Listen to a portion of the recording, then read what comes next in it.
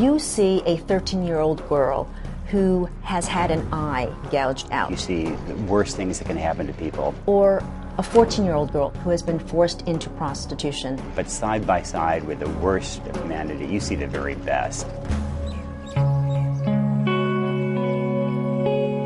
She was a faceless, illiterate peasant girl from a nowhere village whose story of medieval suffering has changed lives around the world.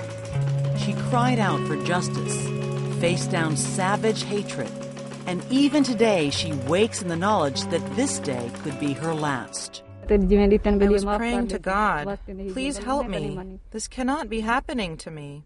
Mukhtar Mai grew up in the sun-scorched poverty of central Pakistan, in the village of Meerwala, where just being a woman can be a kind of curse. Here, centuries of tradition have ruled that women are almost less than human, the property of men. After her 12-year-old brother was falsely accused of a sexual indiscretion in 2002, Mukhtar, then 30, tried to smooth things over with her brother's accusers at a village council. What happened next was something she never could have imagined. Mukhtar was told she would have to pay for her brother's offense. She was dragged here to a nearby barn and raped by 4 of the men.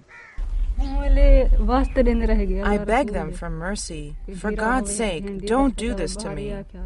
After news of Mukhtar's fate spread around the world, New York Times columnist Nicholas Kristof decided to investigate and ended up playing a critical role in her life. When you first found her, she was a woman who had endured a gang rape. Mukhtar has periodically talked about how she is herself deeply shamed by what happened. I mean, it is deeply embedded in her. As strange as it might seem, deeply ingrained convention held that Mukhtar's rape had brought shame on her own family. She had just one way to restore her family's honor, as many had before her, by taking her own life. She was originally going to kill herself. She thought about it. She was going to. But while rapes in Pakistan usually go unreported, Mukhtar did something almost unheard of here. She decided to prosecute her attackers. It's hard for people outside of this place to understand what kind of courage that took. It took unbelievable courage. Courage because Mukhtar was turning tradition on its head. And after her rapists were found guilty and slammed in prison, many in her neighborhood and across Pakistan were enraged by her actions. That rage might have faded with her story if she had quietly melted back into her village life. But her legal victory, along with an $8,000 settlement, gave her new confidence to speak out and gradually pull back the veil.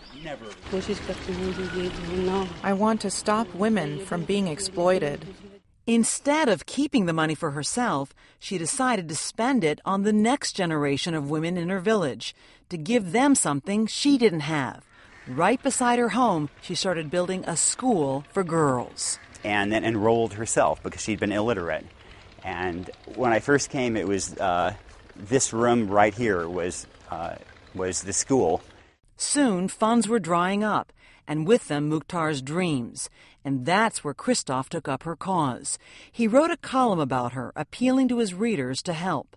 She was just desperate that she wanted this school to keep on. And then readers sent in a lot of money, hundreds of thousands of dollars. It's all thanks to Nick that I was able to finish the school. While she welcomes Kristof like long-lost family, he regards her as much more than just another story. There's something about her story keeps bringing you back. She is utterly my hero. And Mukhtar is not slowing down. She has now built 3 schools in all, a center for abused women, and a clinic offering free legal help. I feel happy when Nick sees all the progress we have made. In 5 years, she's just utterly transformed the area. It's really beautiful up here. But up here, the beauty comes also with a story. A story that, from the top of Mukhtar's school, seems all too close. If you look off in that direction, you see the house of her enemies, the clan that raped her. There. That house there. That little cluster of right homes. Here. just a stone's throw away. They raped her right there, and they want to kill her. And there are a lot of other people who want to kill her. And so the courage that she needed, she still needs. It's not something that you need once.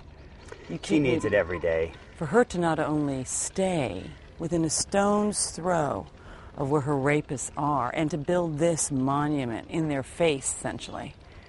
I don't know if I've ever heard of anything like this before. Most surprising of all, perhaps, is that Mukhtar is trying to enroll her rapist daughters in her schools. Here's somebody who never went to school herself, and she believes in the transformative power of education. Even for the family that's accused of her greatest suffering. Exactly. Christoph says he and others who care about Mukhtar have advised her to move away from Meerwala to a big city, away from the death threats. And she refuses to because she says that women in the cities don't need her help. The people who really need her help are here in the countryside in the middle of nowhere. I feel stronger because of all the support from around the world. And so she's going to stay even at the risk of her life. It's hard to imagine why Mukhtar might take that kind of risk. Hard to imagine a story as horrific as her own. But then this 17-year-old girl showed up on her doorstep with the kind of traumatic story that seems to prove Mukhtar's point. And they kept raping me, one after the other.